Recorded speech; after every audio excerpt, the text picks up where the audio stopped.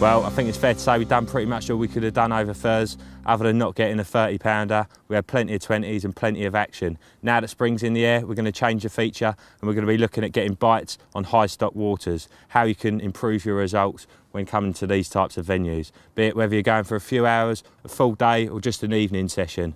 We're going to show you plenty of tips that will hopefully help you out. I literally had this one while setting up, so we'll pop him back, get that rod back out and I'll show you what we're doing. Right, a little bit about where we are today. We're on a small club lake. I'm guessing it's an old farmer's irrigation reservoir. You get a lot of these dotted around the country these days. They used to obviously just be plain with no trees around them, but a lot of them are getting quite mature now. Lots of trees all the way around, gives you a little bit of shelter from the wind. There's a nice reed bed along this bank up here. As I say, you would find lots of lakes like this dotted around the country, and a lot of them do have a high stock of carp in them. So, you know, should be able to relate to what we're talking about quite easily.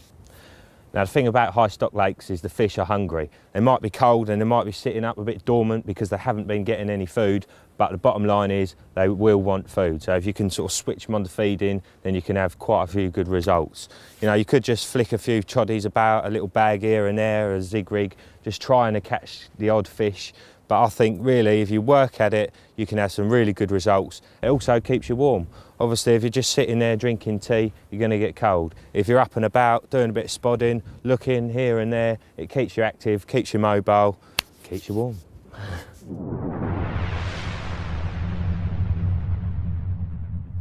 Well, this is the swim I've chosen. Obviously, I don't know a great deal about the lake at all. All I do know is that that's the deeper end, that's the shallower end. And at the moment, we've got a freezing cold, biting easterly wind blowing down that way. And literally stand down there for 2 minutes and you can't feel your hands. So I've come on the back of the wind. Obviously, the wind line's just out to the left here. Because it is a bit shallower down that end, chances are, you know, there's probably not going to be as much down there. I would have thought as it drops off into this deeper water, on the back of the wind is always a good sort of starting point, if you like. And also, I can cover quite a lot of lake from here should I need to. Obviously, I flicked out a couple of bags to start with, had that fish nice and quickly, which is all good. But I'm going to put a bit of bait out now. So I've clipped my spot up sort of 3/4 of the way across, walk that down the path. I now know exactly where my rods need to be to walk that out, if that makes sense, i.e. I don't need to leave my spod rod all the way up the path with the line going everywhere. Literally mark the spot where the reel is and where the spod is, and then I can wind that in and just walk my other rods out as and when I need to. Right, I think it's about time I knock some bait up. Right, first of all, I'm going to knock up a bit of spod mix. The idea is it's going to be lots of attraction and not too much food source there, you know, so not going to be putting any big boilies in there at all. I've crushed up sort of, I don't know, about half a kilo maybe of 10mm cell. Obviously it doesn't really matter what size they are because they're getting crushed up anyway, but as you can see there's lots of different size bits and pieces in there. And then to that I'm going to add some of this tiger nut stick mix, sort of probably half a bag or so. Tin of corn, can't beat the old corn, I love it all times of year. Chuck that in there. Put a handful of whole 10mm in there. Couple of handfuls of pellets. Now obviously oily pellets aren't really the one for the colder months, but a couple of handfuls in there, it's not going to hurt. Literally, you know, there's quite a lot of oil in pellets, so little bits coming up off of that. There's some nice attraction there, and I say there's not lots of it there, so it's not going to do them any harm whatsoever. Liquids in the winter are a massive edge. Obviously, if the fish are sort of sitting in whatever level and they're not on the bottom, then loads of liquid in there tends to hang in the water column around where you're fishing and just attracts them and pulls them down onto your spot. Get a bit more of that one in there. This is a banoffee one, new one from Mainline. Ridiculously sweet, it's lovely. And then what we're going to do is, this is pretty much boiling now by the looks of things, is going to add some warm water in there. Now obviously by the time it goes into the lake it's not going to be warm, but what it does is it gets everything, gets all the juices flowing for everything, you know, it sort of starts breaking everything down. I personally think that the warm water just helps that to work. Right, here we go, that's pretty much boiled, near enough. Now obviously the ground bait and pellets will soak that up, so you can get away with putting a fair bit in there, and also you can always add a bit more ground bait should you need to. that smells absolutely gorgeous. I could eat it myself. I'm actually going to add a bit more water to that because it's quite stodgy and it's only going to absorb that and get even stodgier. I like a little bit of liquid in there, nice and soupy. Ideal.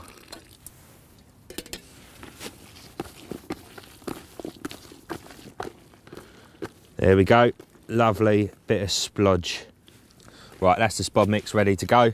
Just need to knock myself up a little bag mix to go with it, and we'll get some of that bait out there. Bag mix, nice and simple, literally crushed up cell. Add a bit of salt because I just like adding salt to everything really. Palm full of salt in there. Little bit of the tiger nut stick mix. Now next up, something a little bit different. I'm going to add a bit of colour to my bag mix. I may not do these colours, obviously made for boilies, pop-ups and what have you. I think I'm going to use the yellow today. Just literally just makes it stand out that little bit more. You don't need a lot. I'd say sort of quarter, half a teaspoon. And you do want a little bit of moisture in there. Some left in that kettle. And I'm just going to shake it up. Get a bit of that banoffee liquid in there too, I reckon.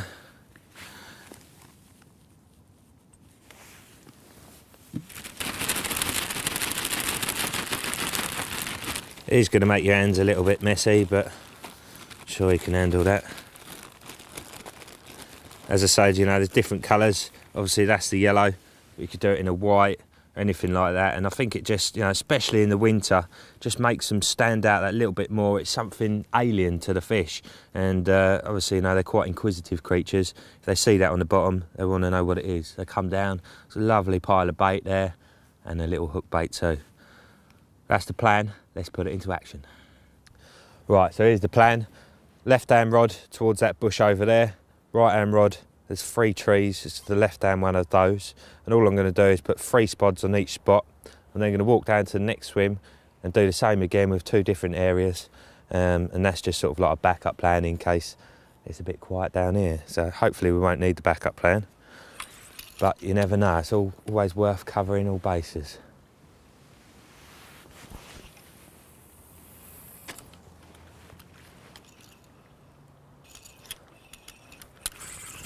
I'm not even doing full spods either, just literally half a spod at a time. They're quite big, these Sky Raiders or Skyliners, whatever they're called.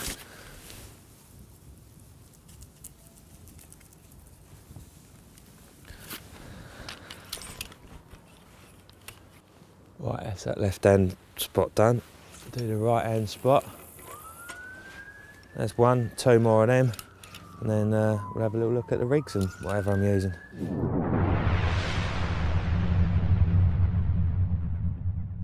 When fishing these high stock type of venues, I like to keep my hook baits really small and neat. This is kind of the average thing that you'd see used in this type of venue. 15mm boilie with a whole piece of corn on the top of it. Now, don't get me wrong, that will catch plenty of fish, but the reason why I like to use a small and lighter bait is A, because there's that extra weight there for them to be sucked up. It takes that much more effort for it to go in their mouth in the first place, but also they've got that weight there to use to help throw the hook. So if you've only just pricked the fish and the hook hasn't gone in past the barb, they can shake the heads and there's a bit of weight there for them to use to dislodge that hook. This is what I like to use, something really small and light, so like a 10mm boilie with a little miniature piece of corn, or a 10mm boilie with a little piece of pop-up on there, or just keep it really simple, literally just a single piece of rubber corn on its own, and that'll just sit up hovering above your little bag mix or your spod mix and everything else. And obviously it just takes the slightest little bit of suction from the fish. That's going to shoot up in their mouths.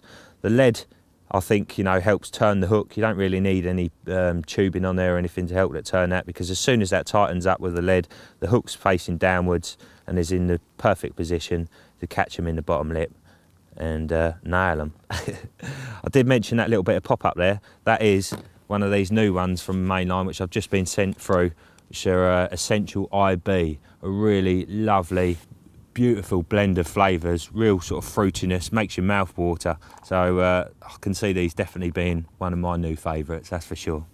So all I'm going to do is thread one of these little bags. It's worth making a few up when you're doing this type of fishing, just so that they're ready.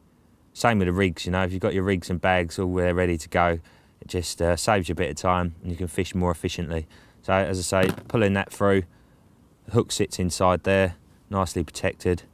And then before casting it out, just as an extra bit of attraction, just put a bit of this old banoffee liquid on there. PVA friendly, this stuff, so you ain't got any worries about it melting your bag. Right, I've given it a good hour and a half here. We're only here for the morning. I've not had one liner or any more bites since that first one. So in my mind, the fish aren't really here. That's another thing with these type of venues, you know, there are lots of fish in them, and if you're not getting any liners or any activity at all, then you're in the wrong place. Obviously this time of year the water's really cold, fish find an area they like and tend to stick with that.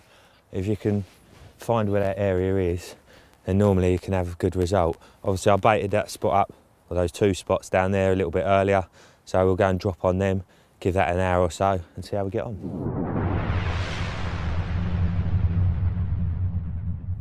Well, the move paid off.